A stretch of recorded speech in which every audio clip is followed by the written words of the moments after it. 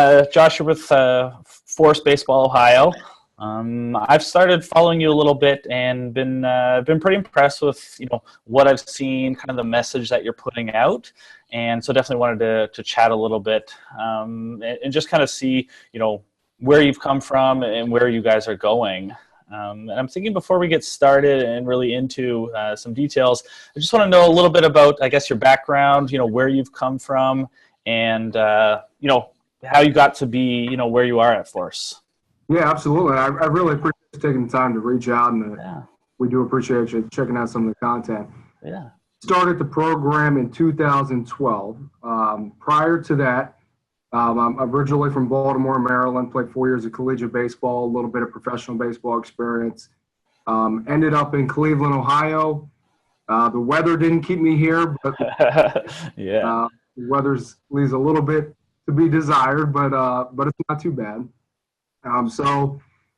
2012, I was kind of at that crossroads. I was with another program. I was trying to figure out what I was going to do.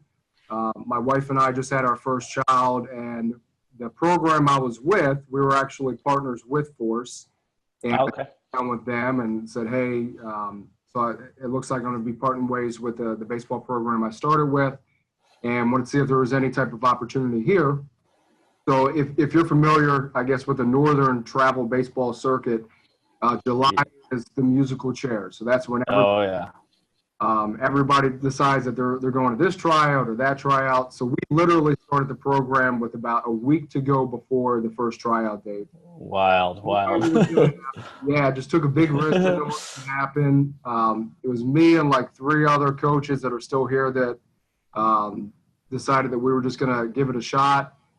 We started out with 6 teams. It was only on the east side of Cleveland, and we grew as the company grew. So I think at that point we had 2 or 3 facilities.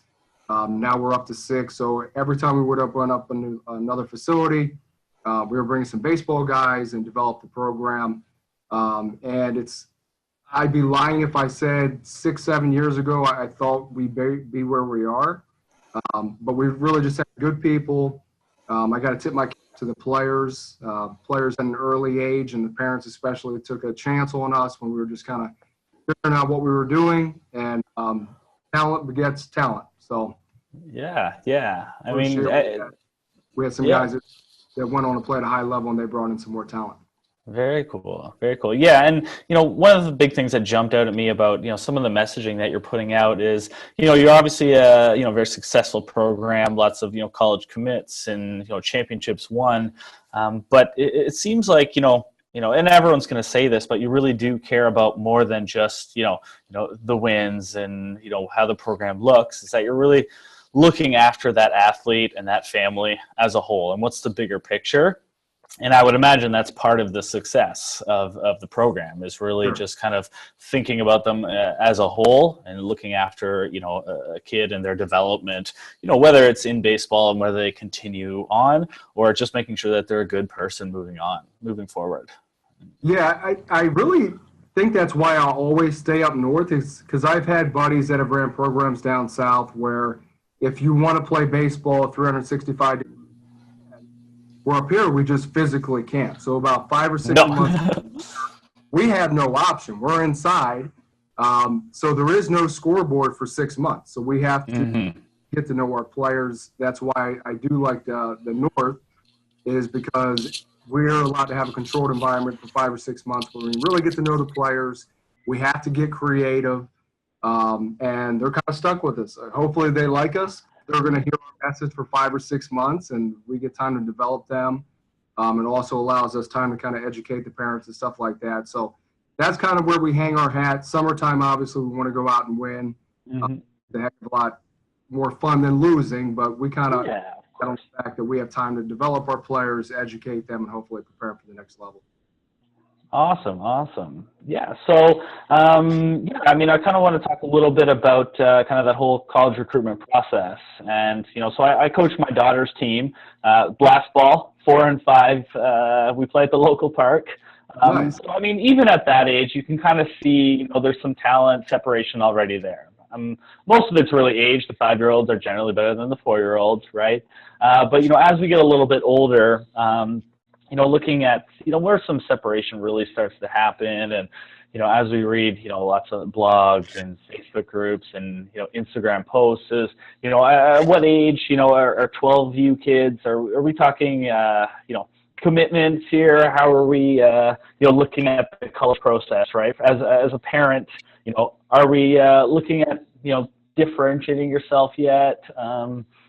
Trying to showcase your skills, or what are we looking at? Yeah, well, it's kind of a little bit crazy because we do a college recruiting seminar every year, and we send it out to everybody. Now, it's probably most applicable to families 14U and above, because they're going to be in the trenches here soon.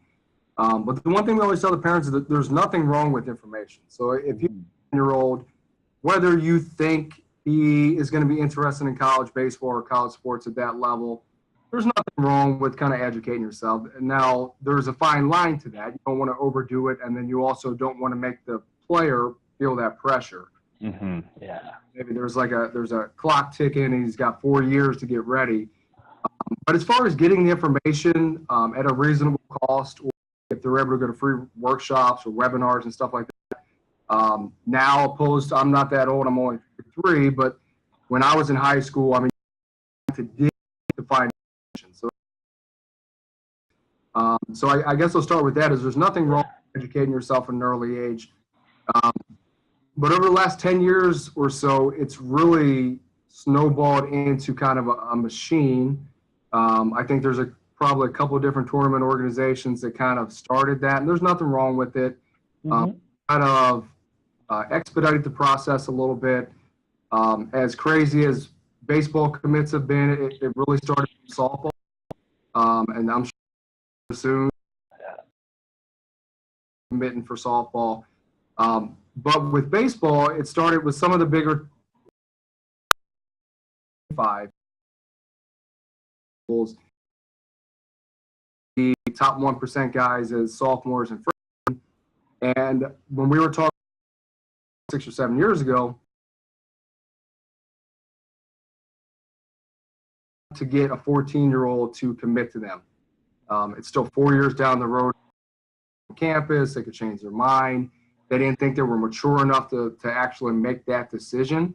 Mm-hmm. What happened was the guys that were getting the commitments won. So once they figured that out, that they were going and get those guys,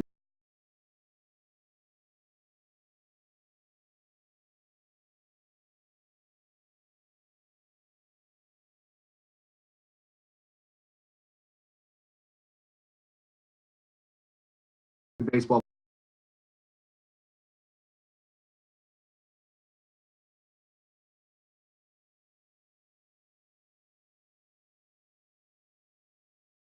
It starts there, and then you'll start to see some of the mid-majors trickle in sophomore year or so.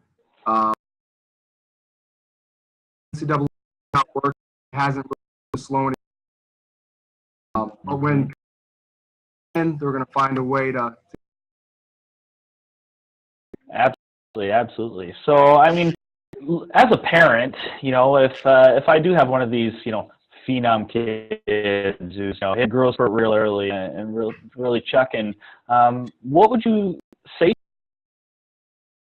Maybe not quite in, high school yet. They're 12, 13, and just really dominating at their level. How would you prepare that parent for that potential process that may start in, 12 months or next season or whatever that looks like? Sure.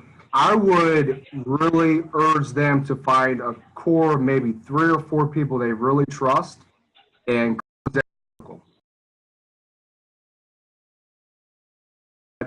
there's going to be a lot of negativity. Unfortunately, one of our players is coming in a minute. He goes to UNC, and everyone knew at an early age he was special.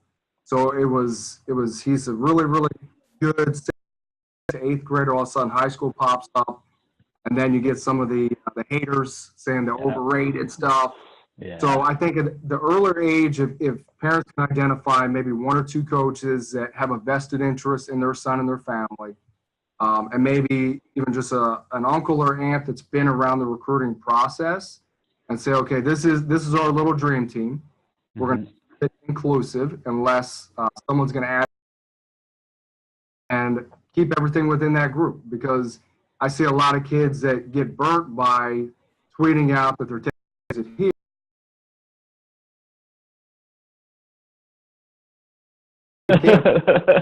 Yeah, so they're kind of putting this bullseye on their back, and then everybody's asking why they didn't commit here or commit there.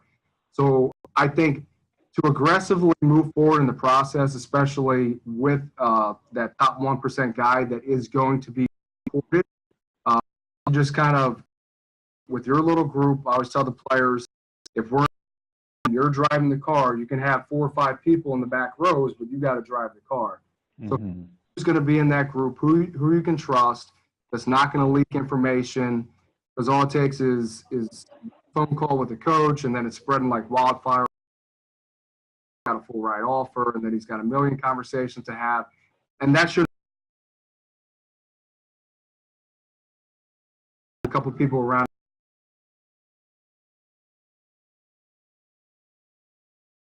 Maybe a little bit lower end of the spectrum. What would you say? I mean, there's probably some kids out there who, they're not going to get heavily recruited, and they got to get out there and do the work themselves.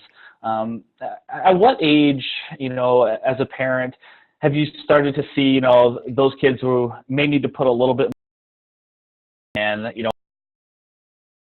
there's NAIA, whatever that looks like. I mean, if we can still play ball in school, experience. Sure. Right. So, as a parent, what advice might you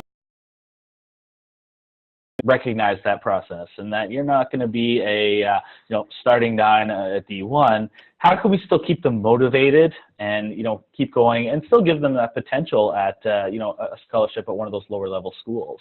Sure. The tipping is generally at the end of the junior year. Okay. Usually when the D1 money is going to start to dry up.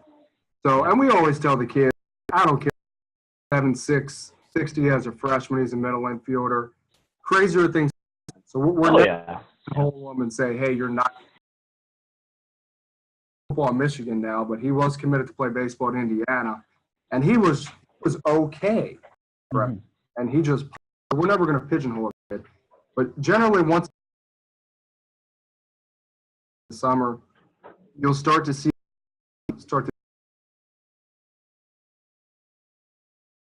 anywhere place I just want to play.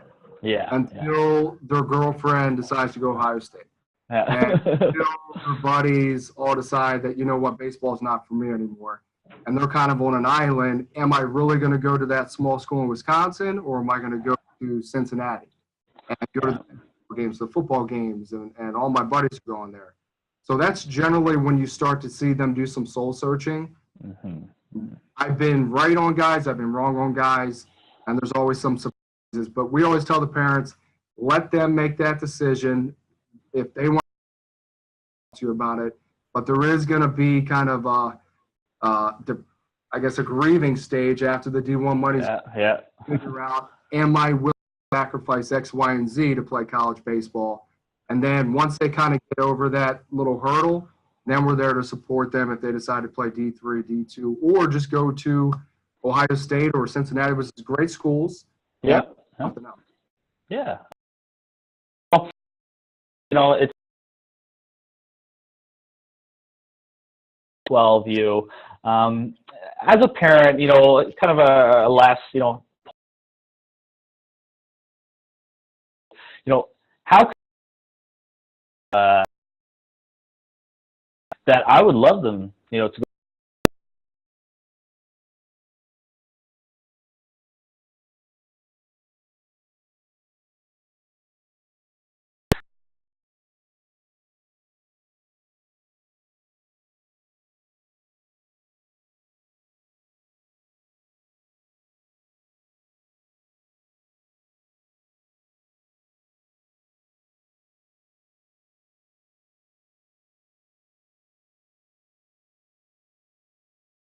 That's the best advice I can give from firsthand experience with my mom and dad, who were always super. There was a brand new bat, so they run out and get it. But if I needed to go to the cages for some extra reps, they were there for me for that. Whatever type of transportation or trying to put me in the right environments, they did that, but they always allowed it to be my game. So they never interfere. They never try to butt their head in. I think that's why I do what I do for a living. Is so that was a little baby. That was my escape from a bad day at school. That was my escape if there was drama in the house or whatever it may be. That was my opportunity to kind of get away and be in my own little world. And I think that's why I fell in love with it. So whether it's baseball or singing or art, I think it's important to let the kids take ownership of it, because when you take ownership of it, you appreciate it. And when it's where there's an opportunity or there's a crossroad to pick baseball or singing or whatever in another route, if they feel like it's theirs and it's part of their identity, I think that's what's going to motivate them, especially if they face some adversity down the way. Awesome. Yeah, I mean, and that's really what I, wanted to kind of hammer home, and I hope everyone who's listening or watching really understands that, no one here, or, you're not trying to promote, let's get kids college ready at, 10, 11, 12, and just supporting them in no matter what they're doing. Right. I mean, there's some things that we can do as parents to, help them, support them along the way, like you're saying there, but just let it be. They've got to make their own choices and make sure that we're just fostering a love of the game. I think. It's just a passion. Like anything else in life. I mean, if a kid's lucky enough to find a passion at an early age, I think as parents, that's all we want. Absolutely. Awesome. Wanted to go through there with you today. I really appreciate your time and taking a chunk of your, off kids and athletes who's listening. Where can social? Where are we at? For sure.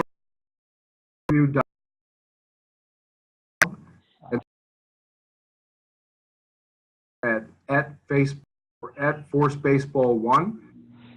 Check out also force-sports.com. That's actually our facilities for any parents that are watching that have a not necessarily a player in Northeast Ohio. We have 6 facilities and other. Awesome. Yeah, we'll make sure we'll link everything in the description and everything so people that. I really appreciate that. I will let kids along. Keep doing a great job. Buddy. Thanks. All right. Thanks a lot.